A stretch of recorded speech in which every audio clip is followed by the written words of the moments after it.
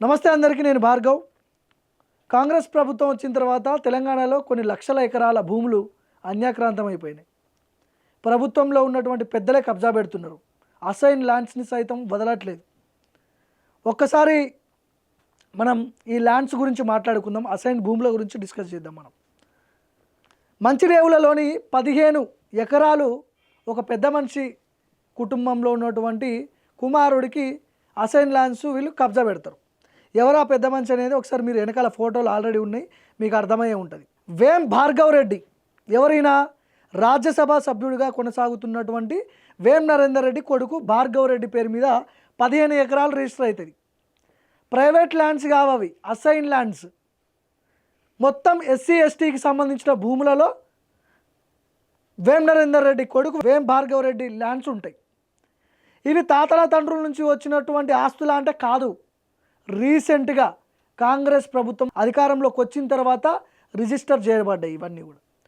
ఇవి నేనేదో కల్పించి లేకపోతే ఏ ఫోటోలు కావు ఇవి పబ్లిక్ డొమైన్లో ఉన్నాయి. ఇవి భూభారతిలో తీసుకున్నటువంటి స్క్రీన్ షాట్స్ ఇవన్నీ కూడా అసైన్ ల్యాండ్లే. వేం కృష్ణ భార్గవ రెడ్డి ఎవరు? వేం నరేందర్ రెడ్డి కొడుకు.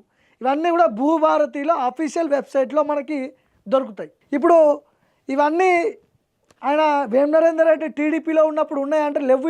ఇవి లేవు. అప్పుడు ఆయన ఎమ్మెల్యేగా పోటీ చేసినప్పుడు లేవు. రేవంత్ రెడ్డితో పాటు ఓటుకు నోటు కేసు చర్చ జరిగింది కదా, అప్పుడు కూడా లేవు. మరి ఇప్పుడు ఎట్లొచ్చినాయి? మొన్న రాజ్యసభ ఆయన ఎన్నికైనప్పుడు ఎలక్షన్ అఫిడవిట్లో ప్రత్యక్షమైనవి, అంతకుముందు లేవు. అంటే ఎక్కడ మరి ఇది జరిగింది? ఇగో ఒకసారి నేను చూపిస్తాను మీకు. ఎవరైనా వేం కృష్ణ భార్గవ్ అని ఉందట. ఎవరైనా వేం నరేందర్ రెడ్డి కుమారుడు. ఖాతా నెంబర్ 330, మహబూబాబాదు, కేసముద్రం. ఎవరిది ఇది? ఊరు ఆయన మండలము అర్పణపల్లె. ఖాతా నెంబర్ ఆధార్ అవైలబుల్కి ఈకేవైసీ కంప్లీటెడ్. ఏది సర్వే నెంబర్ ఏంది? 711 సర్వే నెంబర్ ఒకసారి చూడండి మీరు. ల్యాండ్ స్టేటస్ నాట్ సైన్డ్, నాలా కంప్లీట్ అని ఉంది ఇక్కడ. వేం కృష్ణ భార్గవ్, వేం నరేందర్ రెడ్డి సన్ ఆఫ్. ఖాతా నెంబర్ 330, కేసముద్రం, మహబూబాదు.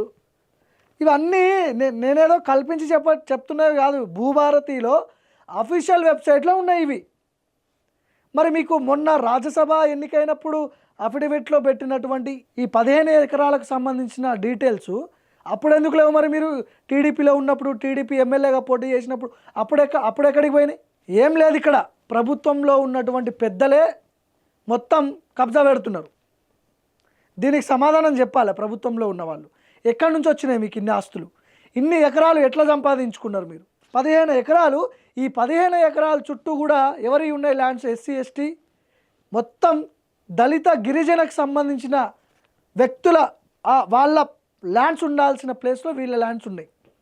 ఎట్లుంటాయి? ఎక్కడి నుంచి వచ్చినాయి? ఎట్లా కబ్జా చేసిర్రు? వేం నరేందర్ రెడ్డి ఎవరు? మళ్ళీ రాజ్యసభ సభ్యుడు, ముఖ్యమంత్రి సలహాదారుడు, ప్రభుత్వానికి షాడో సీఎం అని చెప్పి పేరున్నది బయట. ఇక ఆయన అనేటోడేవాడు? ఎవరేమంటారు? సో కాబట్టి కొన్ని వేల ఎకరాలు అన్యాక్రాంతం అయిపోతున్నాయని ఉత్తిగా చెప్పలే నేను. ఇట్లాంటి వేం నరేందర్ రెడ్డిలు చాలామంది ఉన్నారు కాంగ్రెస్లో. ఒక్క వేం నరేందర్ రెడ్డి కాదు, చాలామంది ఉన్నారు. ఈరోజు మంత్రులు పొంగులేటి శ్రీనివాసరెడ్డి రాఘవ కన్స్ట్రక్షన్స్ పేరుతో కొన్ని వేల ఎకరాలు కొల్లగొడుతున్నాడు. మంచిరేవులలో ఇదే రాఘవ కన్స్ట్రక్షన్కి సంబంధించిన కొన్ని వాళ్ళు లేఅవుట్లు, బ్లూ షీట్లు నాటితే ఆయన పేరు ఎక్కడ బదనామవుతుందని చెప్పి అప్పటికప్పుడు వచ్చి బుల్డోజర్లు ఏదో వస్తే తీపిచ్చేస్తాడు. మాకు దానికి సంబంధం లేదని చెప్తారు. సోషల్ మీడియాలో విపరీతమైన కథనాలు వస్తుంటే అమ్మ ఇదేదో రివర్స్ అయ్యేటట్టు ఉన్నదని చెప్పి ఆ రాఘవ కన్స్ట్రక్షన్ మాది కాదు, ఆ బ్లూ షీట్లు మా కావు, అక్కడ పెట్టిన ఆ ల్యాండ్ మాకు సంబంధం లేదని చెప్పి అంటారు. ఇంత పబ్లిక్గా ల్యాండ్ గ్రాబింగ్ జరుగుతున్నప్పుడు, దొంగ చేతికే తాళాలు ఇస్తున్నప్పుడు మరి ఎవరికి చెప్పుకోవాలి? రాహుల్ గాంధీ గారికి కనపడట్లేవు ఇవన్నీ? రాహుల్ గాంధీ గారు రాజ్యాంగం పట్టుకొని తిరుగుతాడు కదా, ఢిల్లీలో పార్లమెంట్లో చూపిస్తాడు కదా. మీ నాయకులు రాష్ట్రంలో చేసే పనులు ఇవే. ప్రజలు నమ్మి ఓట్లేస్తే మీరేమో ఎకరాలకి ఎకరాలు, వేల ఎకరాలు కొల్లగొట్టి దళితుల భూములు కబ్జా చేసి, గిరిజనుల భూములు కబ్జా పెట్టి, ఎకరాలకు ఎకరాలు వెనకేసుకొని అడిగేటోళ్ళు లేడు. ఎవడైతే అడుగుతాడో వాడి మీద కేసులు పెట్టాలి, నోటీసులు పంపించాలి. సో ఇవన్నీ కూడా మీరు ఒకసారి చూసేటటువంటి ప్రజలు కామెంట్ చేయండి కింద. ఇవన్నీ నేనేం సృష్టించలేదు, క్రియేట్ చేయలేదు, ఏదో పబ్లిక్ డొమైన్లో ఉన్నాయి అవన్నీ కూడా. భూభారతి తీసుకొచ్చిందే ఇందుకని చెప్పి చాలామంది మాట్లాడుకుంటారు. భూభారతి తెచ్చిందే ఇట్లాంటి పెద్దోళ్ళ కోసము. దాంట్లో మొత్తం ఇష్టం వచ్చినట్టు భూములు రిజిస్ట్రేషన్ చేసుకుంటున్నారు, రిజిస్ట్రేషన్లు జరిగిపోతున్నాయి. రేవంత్ రెడ్డి సోదరులు దీంట్లో చాలా కీలక పాత్ర ఉన్నదని చెప్పి చెప్తున్నారు. కొండల్ రెడ్డి, తిరుపతి రెడ్డి వీళ్ళ హస్తం ఉన్నది దీంట్లో అని చెప్పి చాలామంది బయట మాట్లాడుకుంటున్నారు. ఇప్పుడు వేం భార్గవ్ రెడ్డి పేరు మీద ఇన్ని ఎకరాలు ఎట్లొచ్చినాయి అని చెప్పి అడిగితే ఎవరైనా అడగలేస్తారా? దీని మీద కలెక్టర్ కూడా సంతకం చేస్తాడు, అడిషనల్ కలెక్టర్ సంతకం చేస్తాడు. వాళ్ళకెందుకు ఎన్ని పైసలు పోయినాయో మరి. ఇప్పుడు ఏం ఇవ్వకుండానే, ఏం కమిషన్లు ఇవ్వకుండానే, నీకేం ఇవ్వకుండానే పనిచేసి పెడతారు. అట్లుండదు కదా. కలెక్టర్ పాత్ర ఉంటుంది, అడిషనల్ కలెక్టర్ పాత్ర ఉంటుంది. ఎవరెవరు దీంట్లో ఇన్వాల్వ్ అయ్యారో అందరికి పైసలు ముట్టుంటాయి 100%. సో కాబట్టి మనం ఎట్లాంటి నాయకులను ఎన్నుకుంటున్నామో ఒకసారి మనము రివైండ్ చేసుకోవాల్సిన అవసరం ఉంటుంది. భూభారతి అంటారు, హైడ్రా అంటాడు. ఈ ఎలిగేషన్స్ అన్నీ చిత్రగుప్తు చిట్టా ఎట్లా లెక్క పెడతారు, అట్లా లెక్క పెడతారు. ఎలక్షన్ టైంలో ఇవన్నీ కూడా ఒకసారి బ్లాస్ట్ అవుతాయి. బ్లాస్ట్ అయ్యి అవి ముఖ్యమంత్రి సీటుకు ఎసరవుతుంది, ప్రభుత్వానికే మొత్తం రివర్స్ అయిపోతుంది. ఇట్లాంటి వాళ్ళన మేము ఎన్నుకున్నది అని చెప్పి పొట్టు ఓడగొడతారు. ఇట్లాంటి సమస్యలు మనం ఇంకా భవిష్యత్తులో చాలా వెలుగు తీయాల్సిన అవసరం ఉంది.